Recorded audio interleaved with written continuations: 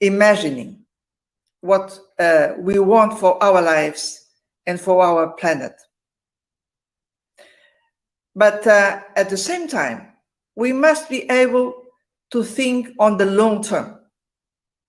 We must be able to imagine our future for humankind, for the planet, and for the European project with a bold project and a bold ambition. That's why Europeans, while they were dealing with this COVID crisis, while they were planning the green and digital transition, they also start a conference on the future of Europe. And we know it was not easy. It was not an easy birth for this conference, but here we are. The conference is now really starting content work. And I'm so pleased that FEPS was invited to prepare some content quite well in advance. And that's why we're able, at the very beginning of the conference, to come already with a very substantial outcome, which was prepared by a FEPS expert group. This expert group is quite unique, I can tell you, because we could put together many of the brilliant minds we have in Europe and beyond to think about the next phase of the European project. And the book is not, let's say, a blueprint. No, this is an inspirational book with many ideas, with a progressive mindset. And this is just a start for a longer term work we want to undertake. We believe that we are really entering in a new phase of the European project. In the new phase where we need to be precise on what is the main problem we need to cope with to reinvent the European project for the planet we have, for the challenges we have in front of us. And we believe that the central problem is the following.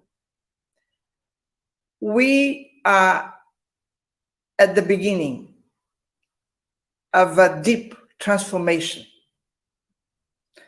with ecological transition, green transition, with a next phase of the digital revolution, which should transform all sectors, all markets, and our way of life.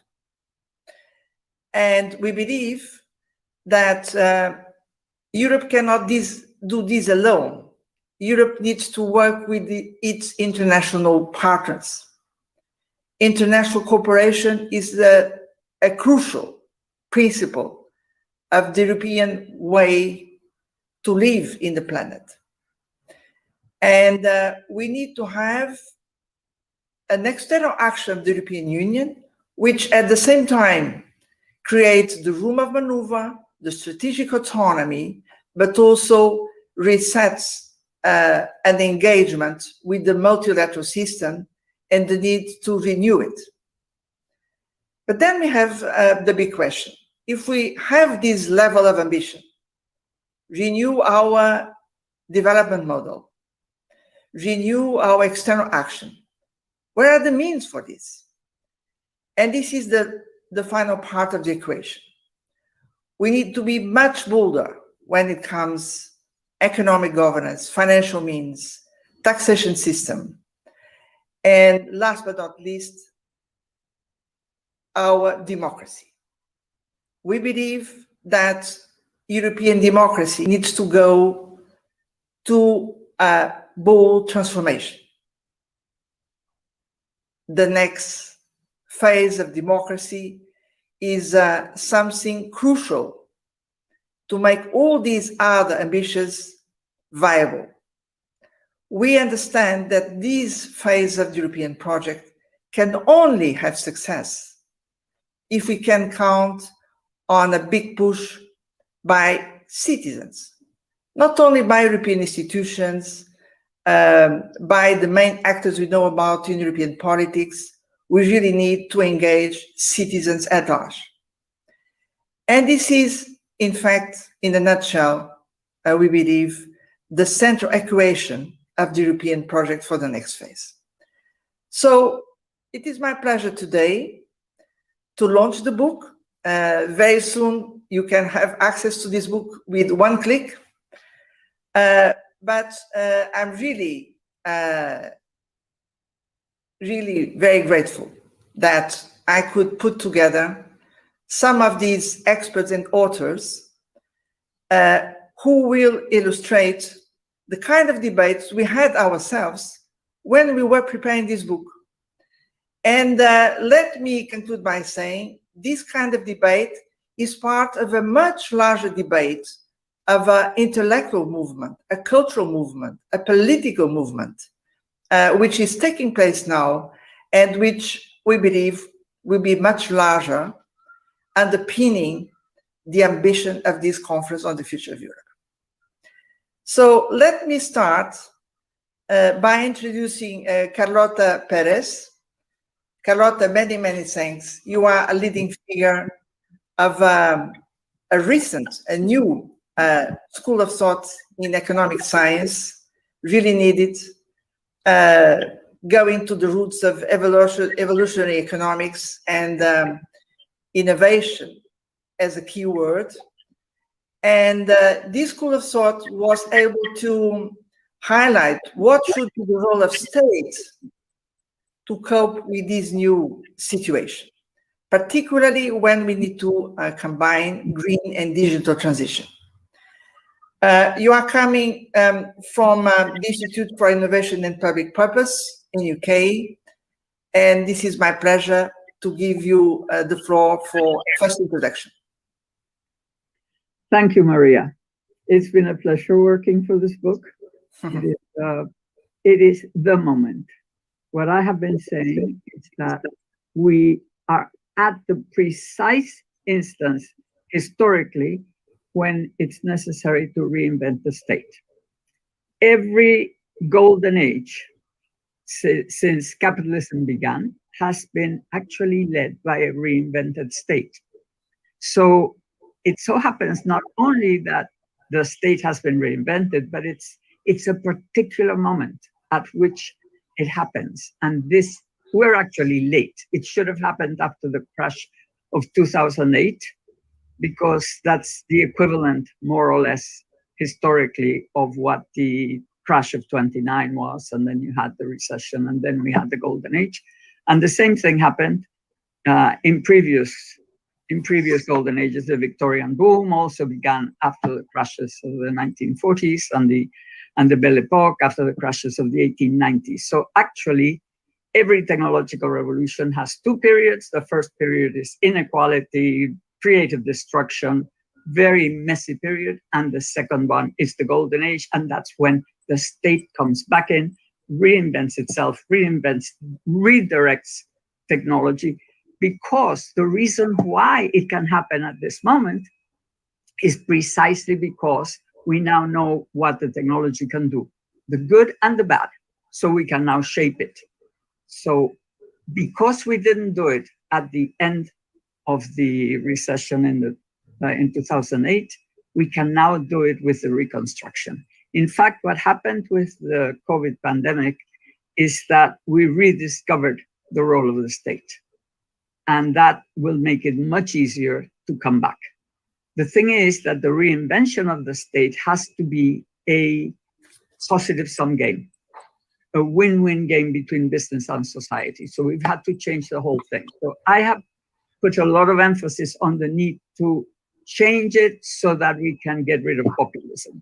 And why do we say that we get rid of populism when the state reinvents itself and reshapes and gives direction to the technology, more or less at this time in the process of diffusion of this revolution? It's precisely because what happens in the first half of this revolution is that inequality, destruction of skills, destruction of jobs, industries, regions. That is very typical. It happened in the 1920s also, and it happened each time in the past. This period of destruction. So we now have to reconstruct. And as we reconstruct, we take away the resentment, we take away all the inequality that resulted precisely from in this case, we actually had three. We had first the globalization, destruction of jobs, well, destruction in one place and creation in the other, which is one of the major things that technological revolutions do. So, but as far as Europe is concerned, we actually had the exit of the jobs going to Asia and other countries. So the reason why we need to come back and to reinvent the state and to have new ways of creating employment, new directions, new ways of getting to the new stage. And that, in this case, I say, is five things. It's green, it's fair, it's smart, it's global, and it's growth. Mm-hmm. It's smart because it's about the digital revolution. It's green because, of course, we need sustainability, environmental sustainability. It's fair because it has to be socially sustainable too. We're going to reverse the inequality that we have created. It has to be global for something that might seem strange. It's global because every one of these reshapings that the state has done with each revolution has actually found a way of creating new demand. The post-war golden age raised the salaries of the blue-collar workers until they were able to buy houses, cars, and everything that goes into the house and everything that could be produced with a mass production. Now we have to create demand again. And I think that the best way to create demand is to get the developing world to develop. And why is that? Because the demand for Europe, the demand for the traditionally advanced world, because mass production, the production of goods has gone to China. In order to create in Europe the new demand, we need to get the developing world, all of it to develop. Then we have demand for capital goods, we have demand for engineering, for projects, for education, for all the things that Europe could actually create. And at the same time, if Europe becomes the sustainable place where we have a rental economy instead of a mass production, waste, planned obsolescence thing where we can have goods that last 100 years, maybe they're made in China, but we can maintain them with enormous amounts of employment and various other things that we all know we have to do. But we have to avoid one very important thing. We've got to avoid the green revolution being another wave of destruction of skills and jobs. It will have to be, but it can be later.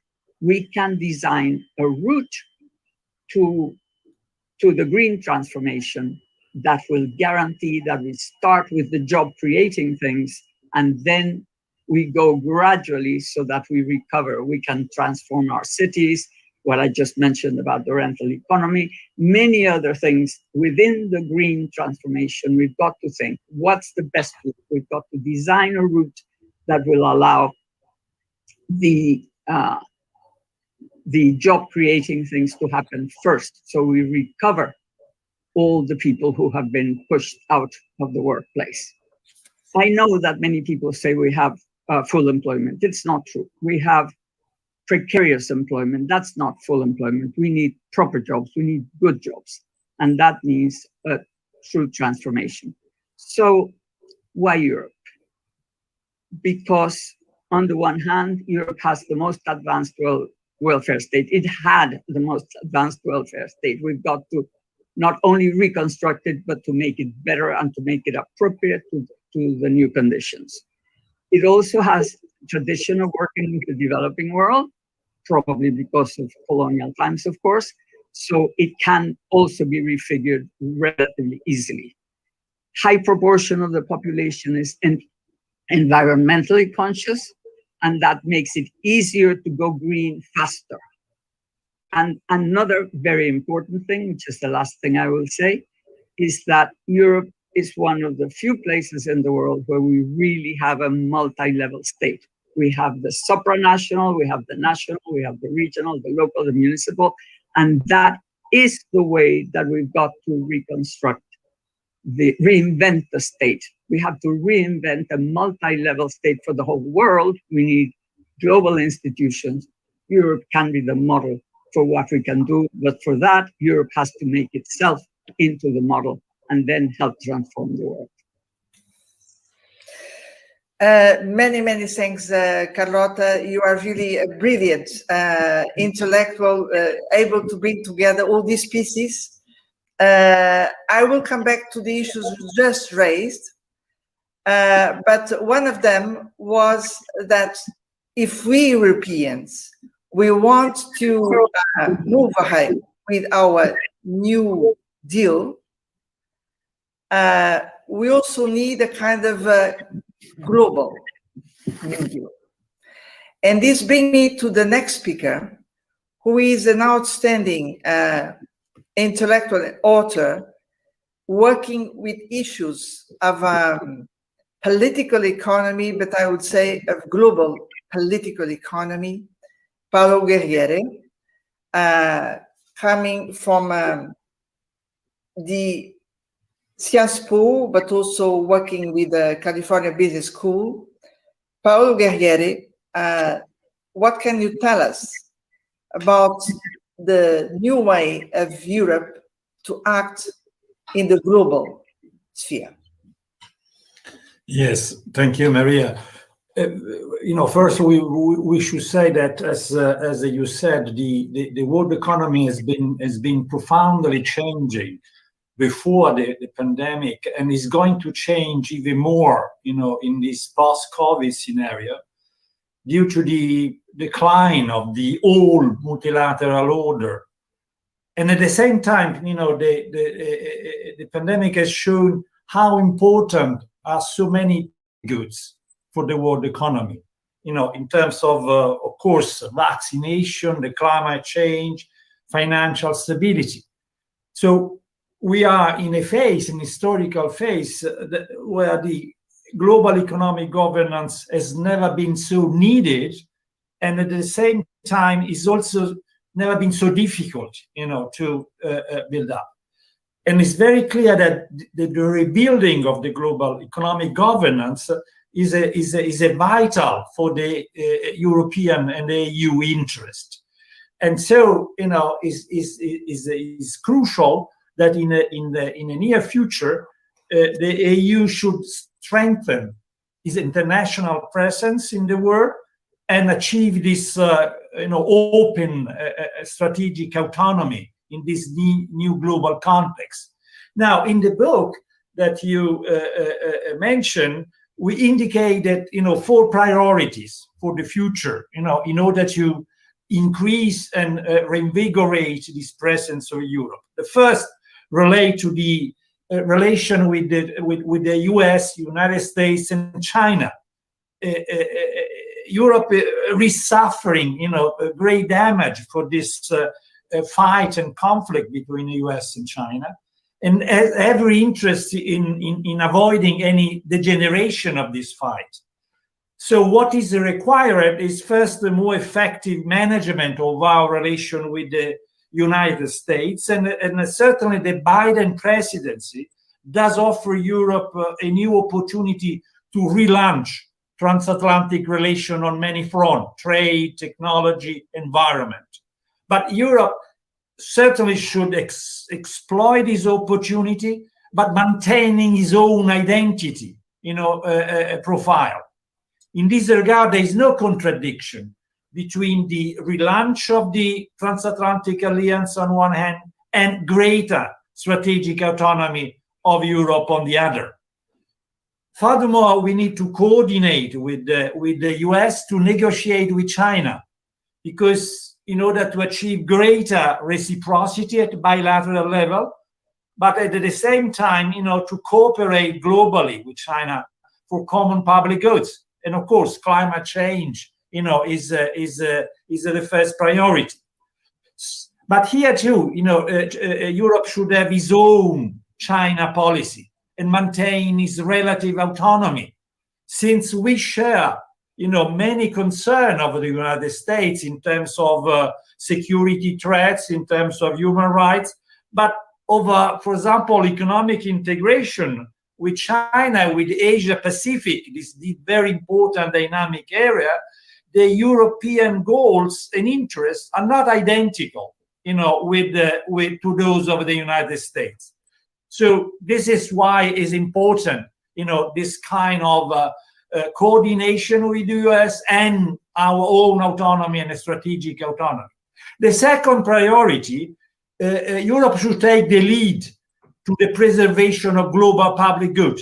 And first of all, climate change and environment is indeed extremely important. And the EU is already on the forefront of this kind of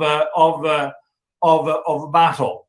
Now, a global alliance will prove difficult, to achieve anytime soon. I think the EU should favor a kind of climate coalition between a group of countries in order to, open the way to a future kind of a multilateral deal. The third priority is that you should defend and consolidate this very complex and sophisticated network of bilateral and regional trade and investment agreement with many countries in the world, in Asia, in Africa, in America Latina, because this is a complementary and not an obstacle to multilateral approach. And this trading agreement, this bilateral and plurilateral, should also need to promote, environmental and social standard in partner countries to achieve fair trade and not, simply free trade. The fourth priority is the international role of euro, of the European currency. It's very clear that the direction is a multipolar monetary regime in the future, because the Chinese currency, the renminbi, is going to be and is going to have an international role. And it's also very clear that the euro should be part of this new regime. So it's time to create a condition to favor this international role and to give euro a much greater international presence in terms of financial and monetary relation. To conclude, let me add that in order to develop this kind of international presence and this kind of contribution to rebuilding global economic governance, is very important, to strengthen social policy for worker and citizen at domestic level. There is much that government can do, as Carlotta is saying, but they have not made, in the past much progress, and we do now. And finally, it's very clear that in order to have this much more autonomous and assertive role, we, as the EU, should create a much greater unity among member states. In this regard, it's very important to develop effective common decision-making mechanism and common capability in order to promote this global international agenda. So that is the priority that we indicate in the book, looking at the future in order to, build up this kind of new multilateralism that is vital, as I said, for the European interests. Thank you. Yeah. Many thanks, Paolo. I think this is a brilliant synthesis of all the debates we went through in our expert group. Other authors work with us exactly on these issues of the external action. So you need to, all the audience need to read the book, then they will see the richness of our debate. But then we are confronted with the question is, what about the means to conduct all this transformation? The transformation Carlota Perez referred to, which should also be reflected on our way to act in the world. Europe has been through difficult crises recently. And I'm so pleased to count on Vivian Schmidt, a very renowned author exactly on these developments of European economic governance. We know that Europe is a sui generis, European Union is a sui generis creation. But Vivian, what can you tell about the flaws and the way to go for the next phase regarding European economic governance? You are a Jean Monnet professor of European integration. You are coming from Boston University. Our pleasure to give you the floor. So thank you, Maria João, and I'm delighted to be here. In the decade preceding the pandemic, the EU's economic governance suffered from a range of problems. The Eurozone crisis governance involved governing by rules and ruling by numbers with the wrong rules and numbers, which didn't work, resulting in too little investment and low growth, plus continued macroeconomic divergence amongst countries. Globalization also went too far, leaving the EU vulnerable to breakdowns in global supply chains when it needed them the most. To digital platforms that control content and avoid taxes, and general deindustrialization in Europe.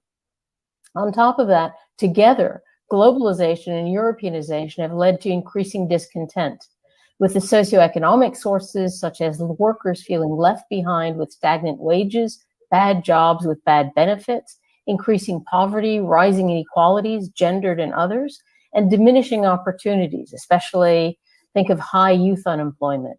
There are also sociocultural concerns linked to the socioeconomic involving loss of social status, and of course, political pushback, as Carlota already mentioned, the politics of take back control, the decline of mainstream parties, the rise of Eurosceptic anti-system parties and movements.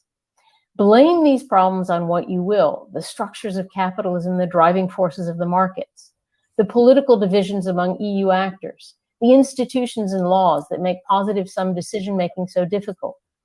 But don't forget the ideas, ordoliberal ideas about macroeconomic stability, focused on the dangers of deficits and debt and the benefits of austerity, which ignored needs for investment and growth. But not only ordoliberal ideas, neoliberal ideas about the need for ever freer markets and less state, the glories of competitiveness and labor market flexibility, ignoring increasing social precariousness and insecurity. Importantly, however, since the pandemic, things have changed. There's increasing recognition of the need for new ideas about how to deal with the European economy under challenge, not just from health and economic disaster, but also from climate change. There's also recognition of the need to rethink European economic governance framework beyond the old ideas, for an enhanced role for the state as an entrepreneur, as Carlota mentioned, to promote growth and provide investments to meet the challenges of the green transition and the digital transformation, while repairing the damages wrought by both Euro crisis management and unmanaged globalization in order to move toward greater social equity with more democracy. So how do we get there from here? So we need to consider how to change policies and procedures while enhancing democracy. And for this, I suggest some pathways forward in a range of areas, but all very briefly. So in monetary policy and macroeconomic coordination, there are actually many new ideas about what the ECB could do. For example, to move from a focus on primary objectives to secondary objectives, make full employment a target on a par with fighting inflation, no neutral bond buying, green bonds for the environment, helicopter money even for direct support to households. But beyond that, we need to create an EU safe asset while solving the national debt overhang, perhaps by having the European Stability Mechanism buying ECB sovereign bonds. But the question would be, how do we democratize and ensure accountability while doing this? One way would be to increase ECB accountability to the European Parliament with enhanced ECB European Parliament dialogues.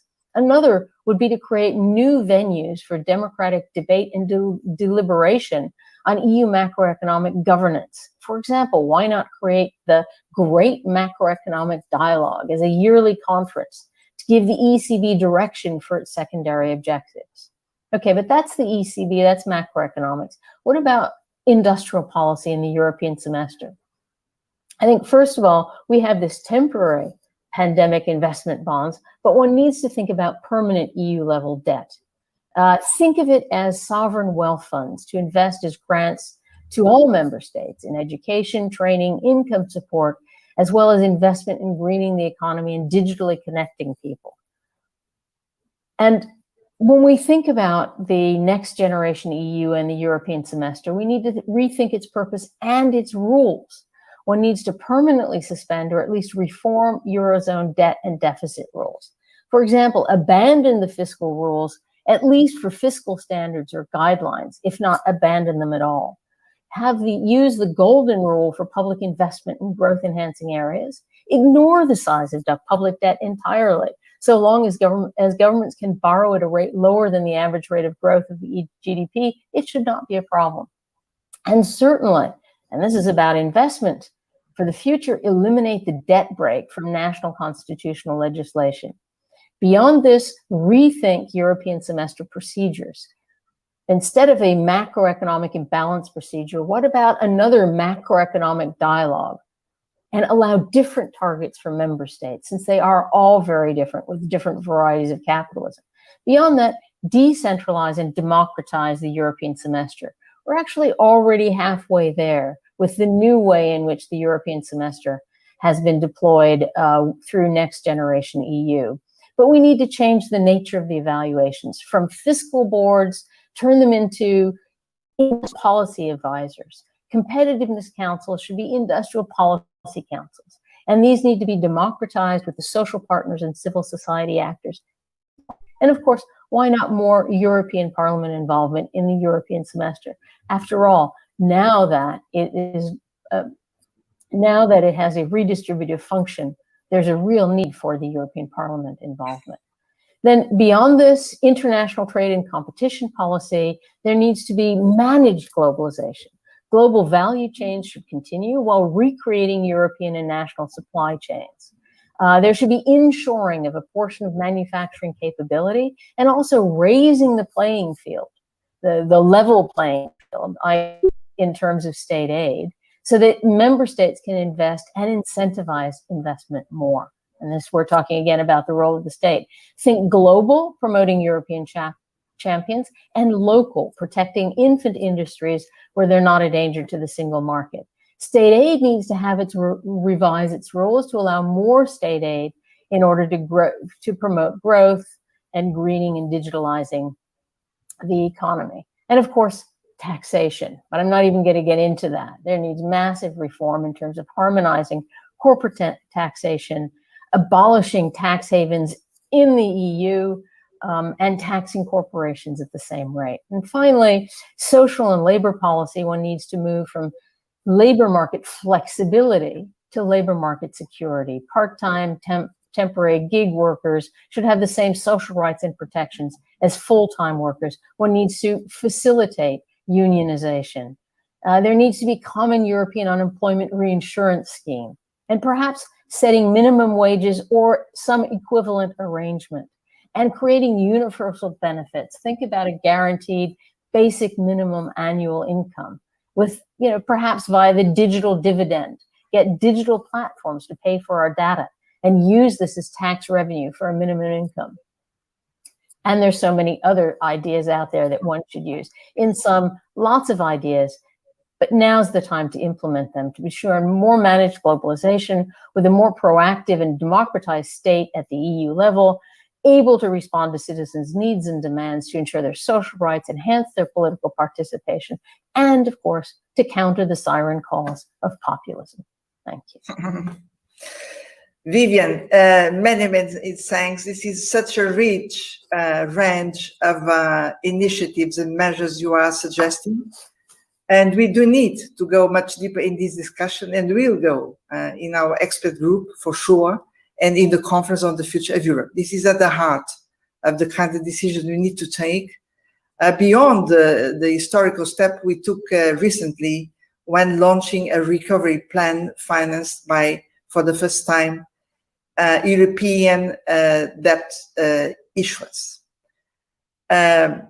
I will give the floor to our last speaker in the panel. I will invite all of you to come up with a very short message about what is your special call to Europe, taking into account everything you said so far, which was so rich.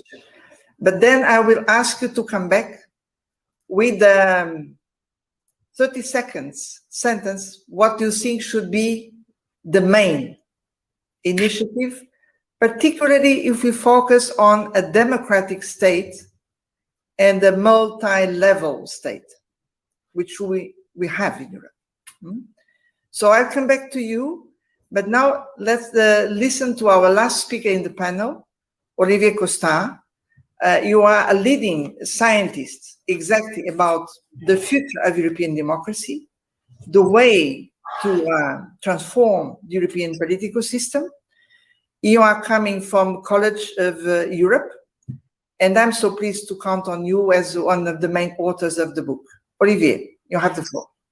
Thank you so much, Maria Joao. Thank you so much for inviting me to participate in all the events that were organized to prepare for that book and have all those very insightful exchanges. So I was asked in that book to think about the key changes to be introduced to the European political system on the long term. So not an easy topic to address in a couple of pages. I will just start with 4 points that I need to underline to prepare for such a reflection. The first time is that if we want to prepare for long-term changes, that what was asked, we need to start right now. We need to remember that it took 20 years to adapt the institution of the European Community to the enlargement, because it took us between 1990 and basically the Treaty of Lisbon to have some decent adaptation to the institutions. For the next step, if we really want to have a system which is more democratic and more open, we need to start right now, because it will be a very long and difficult process. The second point is to say that we need to rely on long-time trends. There are long-time trends in the EU political system, and we need to use them. We need to go with the wind, otherwise we will fail to change anything. The third remark is to say that we should have no taboo regarding the institution and have a very pragmatic approach.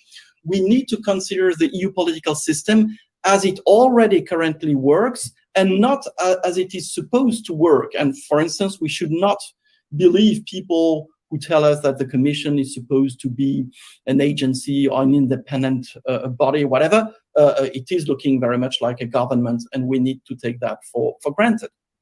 And my final point is to say that we urgently need for clarification. A political system, any political system, cannot be democratic and perceived as legitimate if citizens don't understand how it works. And today, I think the situation is not satisfying at all. We need a clearer system, and we need a simple narrative for people to be able to understand what is going on at the EU level. So what do we have?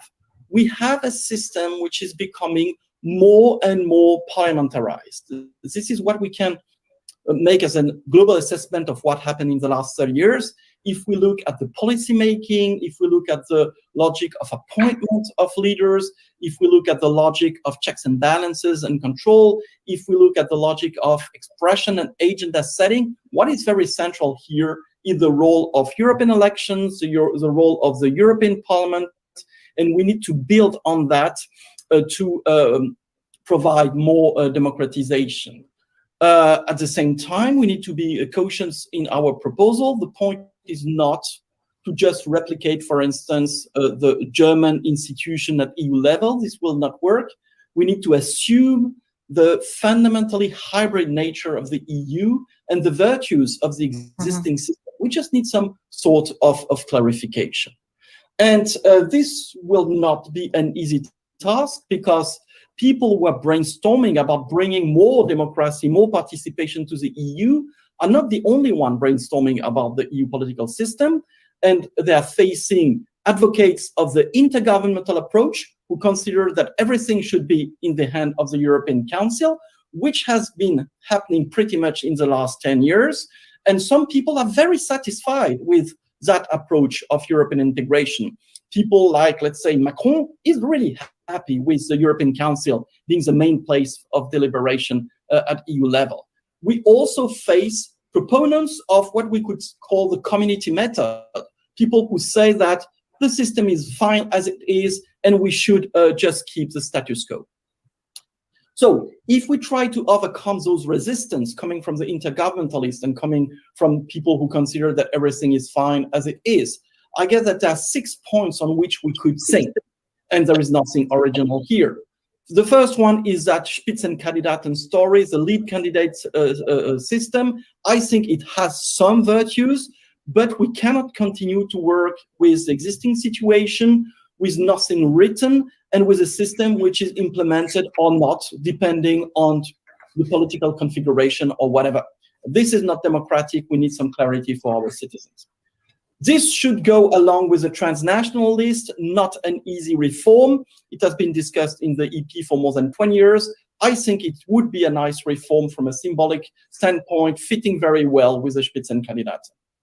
If we do the Spitzenkandidaten and the transnational list, then we need the European political parties to work in a democratic way. We need primaries at the level of EU political parties, because it is not acceptable to have the future president of the Commission just chosen by a couple of leaders in a closed room. Fourth, we need the European Parliament to be granted with the right of legislative initiative. I don't consider that as very important, functionally speaking, but symbolically speaking, it's very important. And citizens don't understand why the European Parliament is deprived from such a right, and why the Commission is still having a monopoly on that side. Fifth, we need to oblige the Council to behave as a high chamber. The treaty is already saying that more or less, but the Council is really refusing to play the political game, is really refusing to assume politics and to assume transparency, and here a change is needed. And the last point relates to the relation between the European Parliament and the European Council. We need to find a way to create a political dialogue between those two institutions. The European Parliament is really working hard on developing tools to have some sort of control or dialogue with the European Council, but the situation is currently not satisfying, and we need more involvement of elected people on that respect. Just to conclude, we need, preferably for all those reforms, a global approach. And I really believe here in the conference on the future of Europe to be the place to propose reforms that make sense, a global reform of the institution. And the second point, and this is very important in my view, we need to link institutional changes with further developments of EU competences, for instance, in social policy or macroeconomic coordination, whatever. If we organize a reform of institution which is totally remote, it will fail.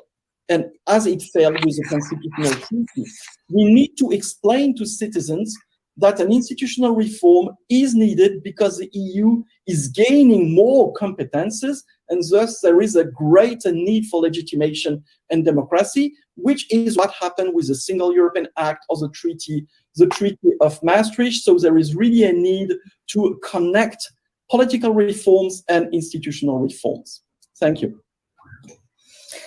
Olivier, it was just great because you could identify the key changes we should prioritize when transforming the European political system and going beyond the community method status quo, and also the permanent bias towards an intergovernmental approach. So we have a kind of first summary of the richness of our book, because in fact we involve 36 authors. So it's a brilliant outcome of a debate which was extremely rich. And today with this roundtable, we just have the tip of the iceberg. So this is a kind of appetizer for the readers to go to the book. But now I'm extremely pleased just to ask you in 30 seconds, what is your call to Europe as renowned European intellectuals? The voice. What can you tell you? Yes.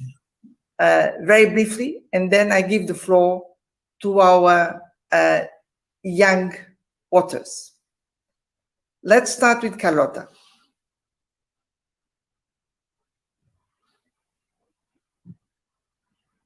I really think that the most important thing to do in the whole world is to change the tax system. Right now, the financial world is completely decoupled from the real economy. And the way we are now treating finance is just favoring it as if more money flowing the way finance wants it will be better. We have to change that to make long-term finance pay little taxes, short-term finance pay very high taxes. We need a financial transactions tax. We need to tax the bads. All the green things have to be favored, and the non-green things, and so on. It's a huge change, but it's got to be at least European level, and then of course try to serve as an example for other countries. But we've got to reinvent the tax system. It's just not working for the real economy. Carlotta, I think you are completely right. And again, you are a brilliant strategic mind. This shows this very well. Paolo, what is your choice? I mean, I think the greatest contribution of Europe for the future is trying to rebuild this new kind of interdependence across country. We had a globalization with no rules, no institution. We are now, we could enter into this kind of new interdependent economy with openness and integration. I think Europe could give the highest and the precious contribution to this new multilateral kind of system. A smart interdependence and globalization is possible. Europe is showing in its domestic area that is working in this direction. I think this is in the international level the greatest contribution of European Union. And I think there are very good signs that we are moving in this direction, and that there is a greater unity and consciousness and awareness of member countries that we should contribute.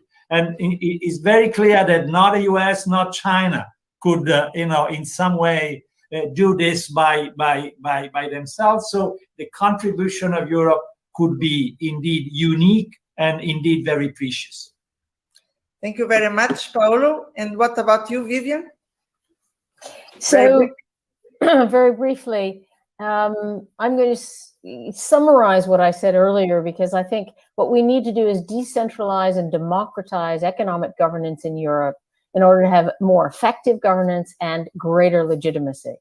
So for me, the European semester as next generation EU should become more bottom-up, with the social partners and civil society at local, regional, and national levels involved with national governments, executives, and legislatures in determining what works for them with their very different growth models and varieties of capitalism. So important to recognize the great varieties and have everyone involved at all levels. And then at the EU level, one needs to see greater or more what I would call the great macroeconomic dialogue to coordinate not only the overall direction of EU industrial policy, but also to provide direction to the ECB. So this is all about bringing the people in. Thank you very much. And Olivier? Yeah, my point will be more maybe about the method to foster all those reforms. And here I want to say a word about the Conference on the Future of Europe. I think it's really a key challenge to make that conference work.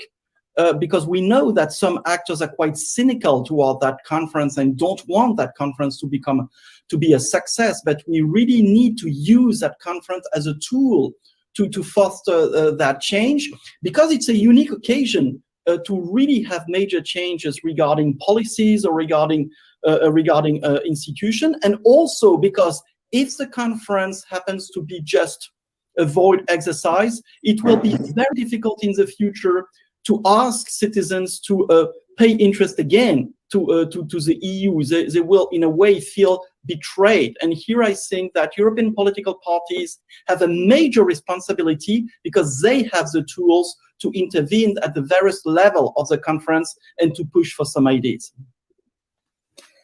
Very clear message. In the meantime, as you can see, we have already leading figures of our political family with us. Sergei Stanishev, the president of our Party of European Socialists, and Irache Garcia Perez, the president and the leader of our S&D group in European Parliament, and also member of the executive board of the Conference on the Future of Europe. So welcome to all of you. Let's now go to our young voices. I'm so proud that we could have all over our joint work to prepare this book brilliant young minds of Europeans, a new generation of Europeans, I must say, who are fully Europeans. They are really a promising generation, and I'm coming with two of them. Lucas Ultried, born in Germany, but a full European, working now with the DGB, but also coming from Sciences Po in Paris. Lucas, what is your call to Europe? Thank you, Maria João, for having me, and thanks to all the previous speakers for their inspiring inputs. It's a pleasure to be here.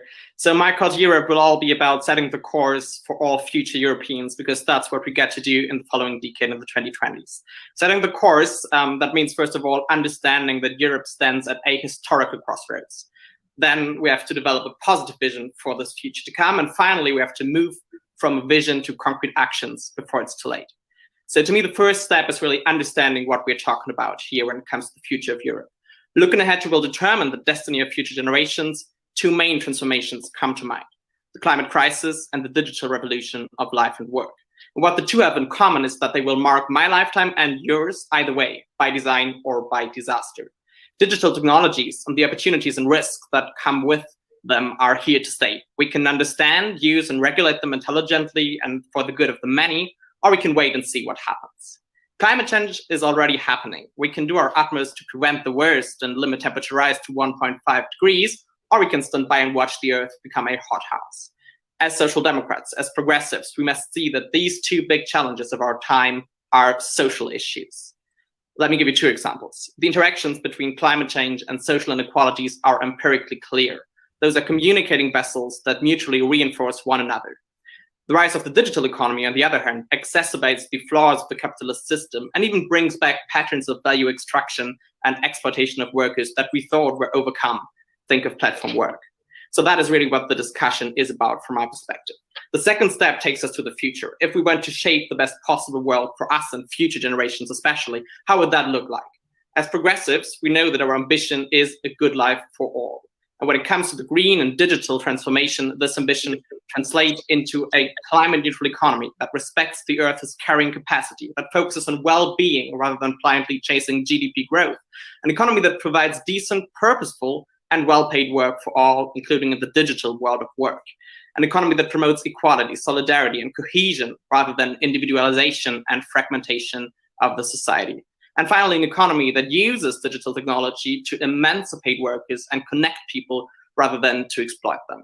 So those are big words, but what must be done concretely to achieve this vision? I believe we must first radically transform our industrial policy, and therefore we have to rethink what we mean when we say growth. If growth continues to mean GDP growth, investment flows will go where profits are made. But we need investments to go where sustainable welfare is produced. As we've learned throughout the pandemic and even before, social well-being is very often not linked to financial returns. Industrial policy must thus direct money where its impact is best for the many. That is green tech and innovation, sure, but that is also the circular economy, the care sector, hospitals, education, sustainable housing, just to name a few of them. And yes, some industrial sectors with decent work and strong unions will either completely change or disappear. But we must not give in to the illusion that unsustainable jobs must be preserved whatever it takes, because it might just take our future to continue heating with fossil fuels and driving diesel cars. And that leads me to the second point, which I believe is crucial. We must provide workers with security, both of income and employment, as Vivian said previously, to be able to grow stronger along the way instead of being left behind. So working time reduction can help to share the available amount of purposeful work more equally. Minimum and maximum income corridors can make the income distribution more sustainable. Better and universal social services, including unemployment benefits and reskilling, can make workers capable and willing to thrive in a more dynamic, transformative economy. Third, and Carlotta has mentioned this, fiscal policy must evolve, not so much to finance the great investments we need, because we have other levers for this, but to enhance social justice, to promote redistribution and create strong incentives for economic actors to move towards a sustainable way of doing business. We, the young generation, are not afraid of kerosene and digital taxes or a much more progressive taxation of wealth and inheritance.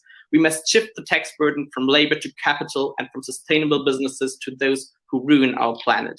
And what goes without saying is that digital and platform firms must not be allowed to avoid taxes any longer, period. Fourth and finally, we must manage to do all or at least most of this at EU level. Neither the climate crisis nor the digital players know national borders. If our endeavors to make the 2020s a decade of change shall not end in a race to the bottom, common European solutions are the only way forward. So let's rethink the tools we have in the European Union. Are unanimous council decisions fit for purpose when it comes to delivering radical transformation? I highly doubt it, and therefore my call to Europe is let us equip ourselves with what we need to shape the future in a progressive way. Strengthening the role of the European Parliament, of social partners and civil society stakeholders, moving to qualified majority for more and more policy areas are necessary conditions to make these young aspirations a reality.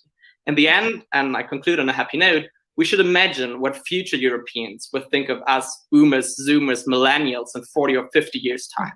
If we are lucky to witness their honest judgment, and I do hope I will, it would be extremely beautiful to hear them say, we're proud of you guys. You did a good job after all. Thank you. Lucas, many thanks and for your brilliant statement, call to Europe, and the happy note you could use to conclude your very, very interesting speech. Let's go now to Alvar Oleart, again, a brilliant European young academic, educated in Université Libre de Bruxelles, and now working as a researcher in Maastricht University. Alvaro, you need to be short, but I'm sure that you'll be brilliant. Tell us. Yeah, thanks a lot, Maria João, and thanks a lot to all the great panelists of this roundtable. So in short, my call to Europe would be to match policy with politics. And my argument is that it is unrealistic to think that progressive ideas might come into policy without transnationalizing and democratizing the European Union. So this goes very much in line with everything that all the panelists have said previously, but especially, of course, Vivian Schmidt, who has argued for a long time that the EU suffers from policy without politics, meaning that most of the discussions, especially related to EU economic governance, are presented as technical, administrative, in short, governing by the rules and ruling by the numbers. So what I think is that the COVID-19 has illustrated is that EU member states are inextricably linked to one another. What happens in one member state has a direct consequence on what happens in other member states. And this requires us to facilitate mechanisms to also make politics more transnational. In that spirit, I would like to, in some ways, criticize the next generation EU package, which some commentators have conceived it as a federalist moment, a Hamiltonian moment for the EU. And while in terms of content, and there is European debt mutualization, which was a taboo back in the Eurozone crisis, still the process that led to this recovery package was pretty much intergovernmental, led by the European Council. And I think that that remains problematic because of all the actors that are left aside in these discussions. The European Parliament, national parliaments, trade unions, NGOs were not necessarily involved in the process, which poses normative questions about democracy in the EU and how we can make EU economic governance more responsive to European citizens. Now, the crucial element here is that progressive politics is already traveling beyond national borders. So we are seeing the emergence of movements like Me Too, Black Lives Matter, Fridays for Future.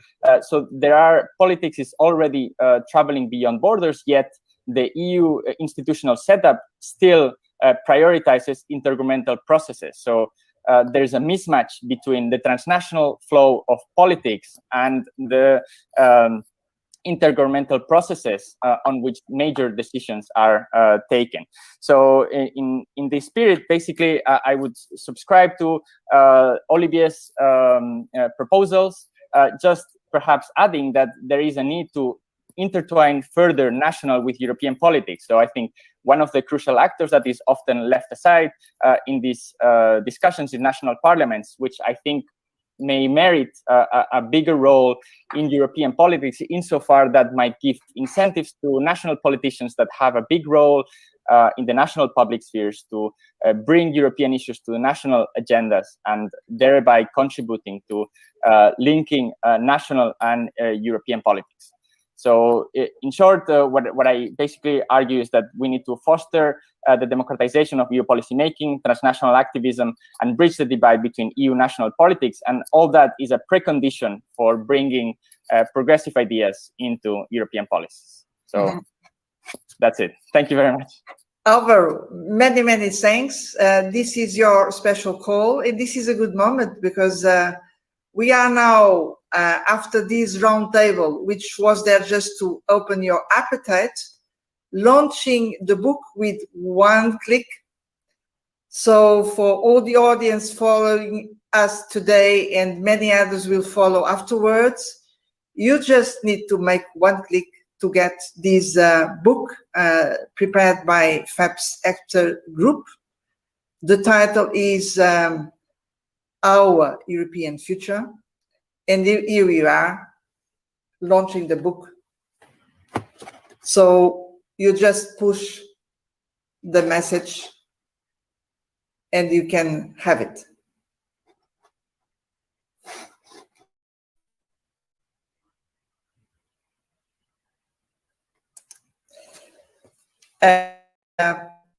Here we are. Now, this is my pleasure to introduce leading figures for our family. I will give the floor, first of all, to Irache Garcia Perez, the president of our S&D group, a critical actor of progressive forces. I'd like to underline that we are very proud that over the last period, and it's such a difficult situation, coping with COVID crisis, preparing the big transformation with the Green Deal, digital transition, tackling social inequalities, launching the plan to implement the social pillar, the progressive family was in the leading role. And we have with us now the leading figures. And Irache Garcia Perez is also member of the executive board of the Conference on the Future of Europe. So it's my great pleasure to welcome you, Irache. And let's listen to you first of all. Thank you, Maria Joao. Dear friends, dear colleagues, first of all, tell you that I am very happy to be part of this year edition of Call to Europe. I am very grateful to FEPS for the invitation to speak as a president of the S&D group in the European Parliament. The call to Europe is a great opportunity to exchange, debate, and evaluate the state of play of our political movement in Europe. I hope this exchange with Sergei contribute to our discussion in the future of Europe. We are living extraordinary times, of course. The main challenges of today simply don't have borders. Inequalities, pandemics, climate change, and digitalization. We are all faced with these challenges, no matter where we live. Our main goal now is to overcome the effects of the pandemic, and this will require a big effort in almost all policy areas. At the same time, the Union must not lose sight of the climate emergency, the growing inequalities, the digital transformation, and the relationship and trust with the citizens. Unfortunately, we also have to tackle the deterioration of the rule of law and a new wave of populism and nationalism. At the European level, we need to have the courage to move forward, to explain that a response based on national solutions will only increase the gap between countries, regions, and groups of people. The enemies of solidarity and the European Union are using the pandemic and the crisis to apply their nationalist anti-EU agenda.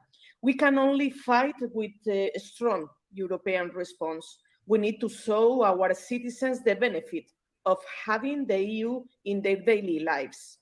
We need to show that they are the center of the EU policies.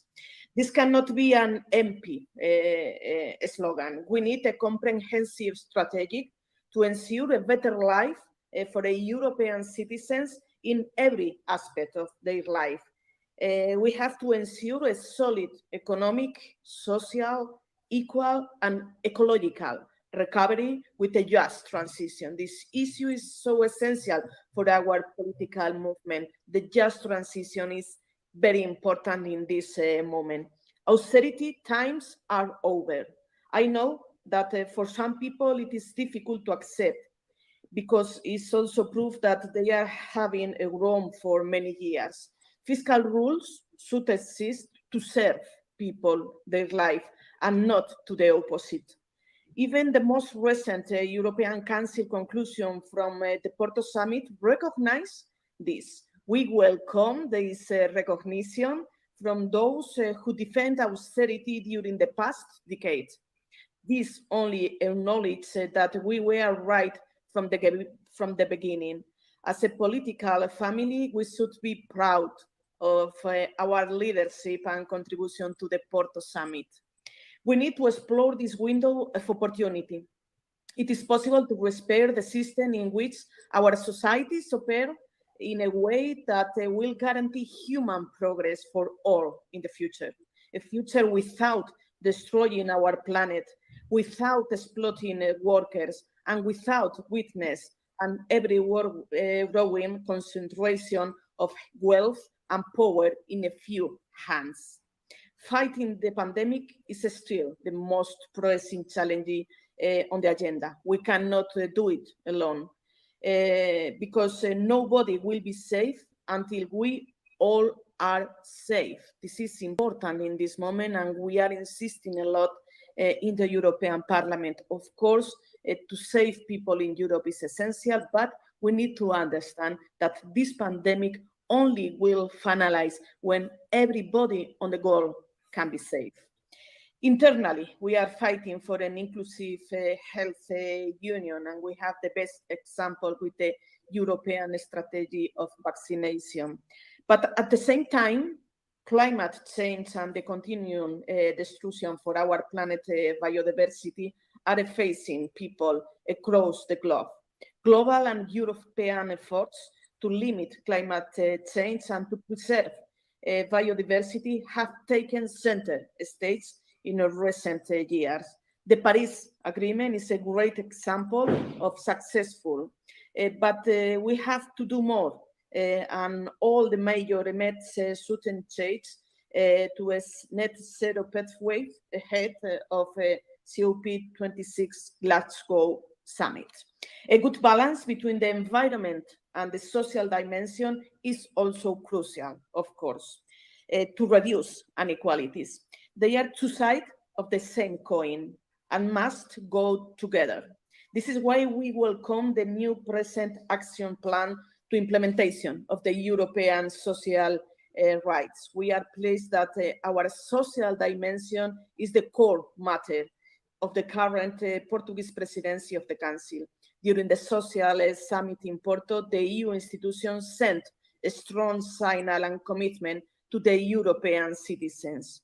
A resilient society also requires truth between citizens and institutions. The framework decision on combating racism and xenophobia, as well as the Race Equality Directive, should be fully implemented, and we will urgently need an agreement on the Horizontal Anti-Discrimination Directive. A resilient society also means more inclusion and solidarity. For a new pact of migration and asylum that in this moment we know that is urgent actions we asked for a long time in the European Parliament, and I think that we must be prepared for push the new pact in migration and asylum. All these needs show that we need more common EU actions. Citizens expect more from us, and we have to do everything thinking in the citizens. We want citizens to tell us what they concern. And for this reason, it's very important to think now in this moment about our work in the conference on the future of Europe. As you say, Maria Joao, the conference on the future of Europe is a great opportunity because politicians need to listen and give voice to citizens. It's essential. The citizens must be the center of this conference. The Socialists and Democrats have pushed for establish a citizens panel with a constant feedback system to inform the institutional plenary of the conference. The pandemic has provided us with new tools to connect online. Nothing can replace, of course, human encounters, but the new technologies and the fact that have become used to virtual interaction should facilitate innovative ways to ensure citizens can participate in this way. Democracy will only be dependent through this conference if we really involve those who are usually excluded from the public debate. Therefore, a feminist approach to this conference is needed. Half of Europeans must be represented and empowered. We need to ensure that everyone is involved. This is why we Socialists and Democrats insist that it's necessary to guarantee the young voices in this conference, and for that we work to guarantee that 1/3 of these citizens panels should be under 25, because they must be protagonists in deciding our future.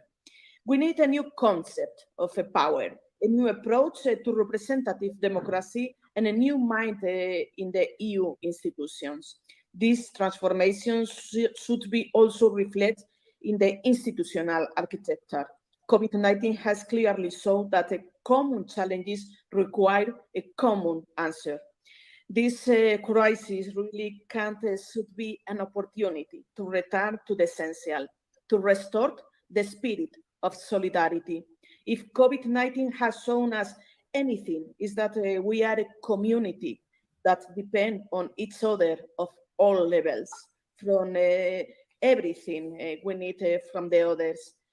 We need this conference more than ever.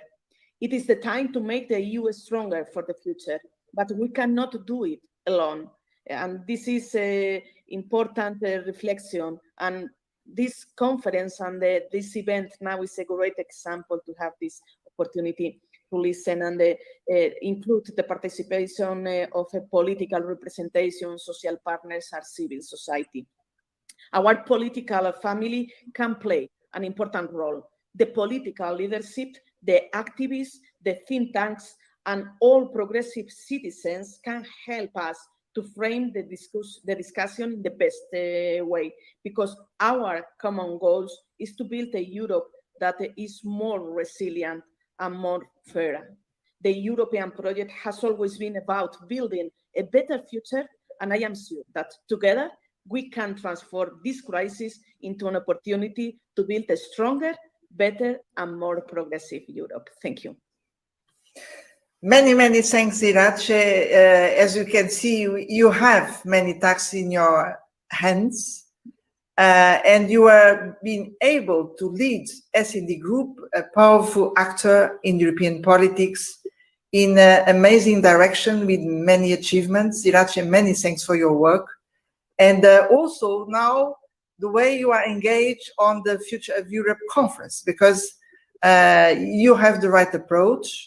And yes, you are right, this Call to Europe conference is already part of this large debate. So many thanks for your message today. And now let's listen to a very important message coming from the president of our Party of European Socialists, Sergei Stanishev. Great pleasure to have you with you and with all of us. We have been together in so many episodes. And again, I think it's great to have the president of our party coming with his insights for what is at stake now. Sergei, you have the floor.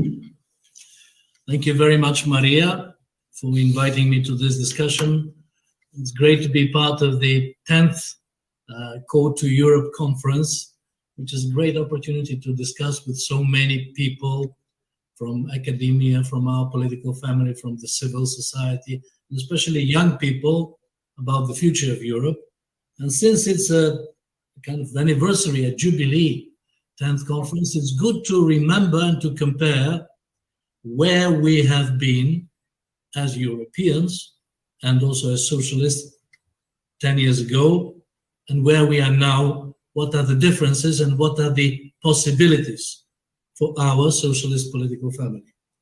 Well, first of all, if you compare, 2010, 2011 was probably the peak of the austerity policies. This was one of the darkest hours in Europe's history, when the social fabric in so many countries, Spain, Greece, and many more, was destroyed for the sake of the new macroeconomic rules, which were imposed by the EPP, mainly, after their victory in the European elections of 2009. It was a very problematic moment for our family and for the progressives in general in Europe, because it was a big turn of the policies, and it looked almost impossible to fight it. But now, 10 years later, we can see that things are changing, and we as a political family have our very substantial contribution for this. I would like also personally to see many changes happening faster in Europe, because for us socialists, change is long overdue. Change towards more democratic European Union, change towards more social European Union, change towards a European Union which is creating the basis for new industrial policies which are competitive, but which are also based not just on the market, but on the idea and vision of a sustainable development and policies. But things are moving. And I think that the COVID-19 crisis created not only so many problems, which we all are aware of, so many people died, so many people were infected, so many people were isolated, but also due to its nature, it showed to everybody the deficits of the modern capitalist economy. It showed that our public health systems are underfunded. And if we want to be able to react to such pandemia, there's need for more care, more money, more focus on public health, including at European level. Everybody saw the weaknesses of our public education systems, and they need to be corrected. So the point is that, in my perception at least, in the public domain, in the public opinion, there is a possibility, a condition to listen to classical social democratic policies. And we must be aware of this and grasp the opportunity. I think that in the course of last year, our political was adequate to these challenges, because there is an idea, however difficult it would be from a point of view of decision-making process, which would be just put away by us. On the contrary, from the very first moment, the line of our political family was very clear. This is a common crisis. It is completely different in its origin to the crisis of 2008, 2009. We need common, strong, massive European economic and social reply. And we cannot afford Europe to follow the austerity policies of 2009, 10, 11, etc. And we make a political fight on this. And I think that the recovery package, which was, after all, adopted after many months of difficult negotiations in the institutions, and I really praise the role of the group in this process, but also of our political leaders, our prime ministers in the council, who are not in majority, but were pushing by all means for our policies to have a package which has so many novelties in its substance. Because the very idea that for the first time there is a form of mutualization of the debt, issuing a common debt of the European Union, I would say it's historical. And many more elements which are now to be implemented. And we have to focus on the delivery of this package, because people are expecting, there are high hopes with the vaccination process going already now much better than 4 months ago, with the reopening of our societies and economies. But the problems are there for the companies, for the workers, and they need to see that nobody is abandoned. This is why we need a fast, speedy recovery plan implemented in every country. The other element which makes a difference to 2010-11 is that the social agenda is now much more visible thanks to the efforts of our political family. Because it is a paradox. After the previous financial and economic crisis, which was so sharp socially, so unbearable, the first social summit of the European Union happened only in 2017. And it wouldn't happen if there wouldn't be the initiative of Stefan Löfven, the Swedish Prime Minister. And the 20 principles of the European social pillar were adopted. Now we're 4 years later. And finally, after a lot of efforts from our family, we have much more concrete commitments from the leaders of the heads of state, heads of state and government, and the European Commission. Also thanks to our commissioners and Nico Schmid in the first place as the social commissioner. But my point is that, yes, this is a change of the paradigm. Yes, social policies and elements are becoming much more central to the European Union, but without permanent pressure, without political campaigns, without coordination between all the elements of our family, we wouldn't achieve what we want until now, and we shall not be able to make the change as big in scale as we are wishing for.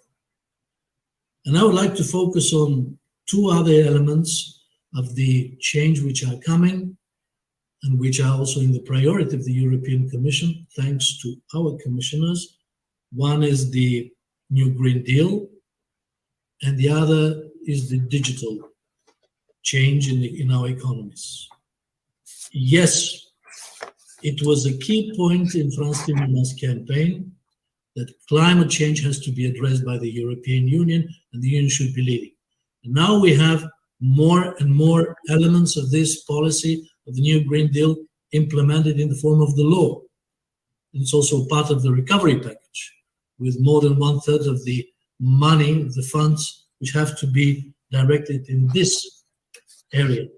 But I would like to stress both on this element and the digital transition, which is inevitable, which is happening faster and faster.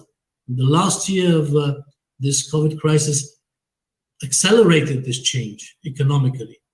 We have to find that these transitions are socially just. We need substantial funds to support people who will be on the losing side in the short run.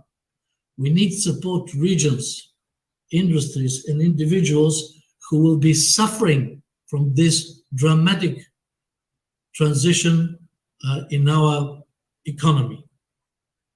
This is a number one priority for us, because otherwise we shall not be able to bring people with us in this process. And simultaneously to this is the political change at the European level. And here I come to the conference on the future of Europe. It is a great opportunity for our family, but we have, first of all, to learn from the mistakes of the Constitutional Assembly of 2000 and early years of the 21st century, with the draft of the Constitution. If we let the public to perceive it as another exercise of the Brussels bubble, it will be dead. And it will be very suitable to make a campaign against any new, fresh idea which can change Europe. This is why the first precondition for success of the Conference on the Future of Europe is to bring it out of Brussels to the member states, to make it visible. And this is the task for our family as well, with our group, with our national groups in the national parliaments, with our parties, with the civil society, to have a lively debate in the countries, to show that this will be important, and then to come with the ideas, including ideas which are considering the decision-making process based on the needs of the people. When people expect that health union is needed, then the logical question would be, okay, then what do we need to change in the institutional framework in order to make it work? If people would say, we need a common foreign policy where the process will be faster, on that basis, the issue of the relations, the decision-making process in the Council should be put in this context. And finally, indeed, we need to see how to democratize the decision-making process, including the European elections, including we have the question, the pending issue of the Spitzenkandidat, which was our idea as socialists. We make it work twice in reality of the campaign. I would like to remind you that back in 2019, France made a brilliant campaign. It was very visible. We have a record participation in European elections, but then it was failed. And people have their skepticism growing. So we need to show that these ideas of democratization can work, and that we have to prove that the European Union, after all, is not so much an only common market and relations between member states, but it is a union of women and men of Europe. That's it from me. Thank you. Many, many thanks, Sergei, for very inspiring words and a golden key to close our sequence of the Call to Europe, focusing on our European future. We had a brilliant roundtable with some of the authors out of the 36 who are behind this book we just launched. I was so pleased to give the floor to our young academics, and then to count on the leadership of our family to close all this sequence. This will be a high moment of this Call to Europe conference, and I strongly recommend you to get the book. The book now will be available online everywhere, and very soon in bookshops, hoping they will be open. So in the printed version. This is a first input to the Conference on the Future of Europe with a lot of substance. But of course, what really matters is a very large debate engaging with citizens across the board, across Europe, and we count on all of you to conduct this debate. So many thanks. We are closing for now, and we reconvene in the afternoon. Thank you, all of you.